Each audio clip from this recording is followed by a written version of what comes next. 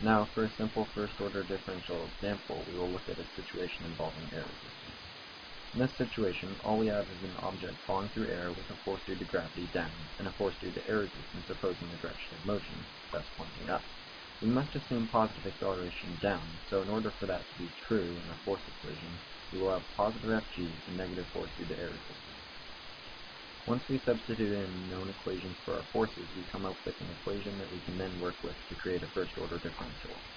We realize that acceleration is related to velocity, as it is the derivative of it with respect to time. As you can see, the force due to air resistance is simply a variable velocity proportional to a constant k. It is possible to have a different equation for air resistance, but that would lead us to a less pretty mathematically first-order differential than we want. Now, to get our first-order differential, we're going to have to match our variables up. Again, leaving an equation with v relating to dv and dt on the other side, since there's no t already in the equation. Once the variables are separate, we integrate and come up with another natural log, and a function of t on the other side. As you can see, I skipped a small step and assumed the constant c from the natural log was already included in c on the other side, making it a little easier to get v alone. The natural log that we come up with this time, however, has a constant negative k over m that came out when we integrated with respect to v.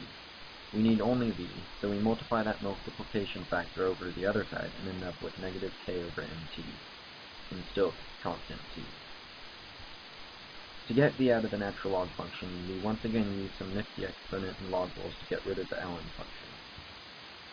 Once v is out of the ln function, and we have some exponential function with constant a, substituted for e to the c again on the other side, we can use some simple algebra to rearrange to get v by itself. Now, to solve for a.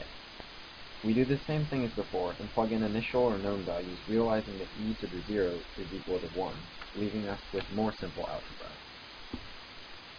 Now that we have a, there are no more constants, v is alone, and our function only has one variable. Our first-order differential is once again solved.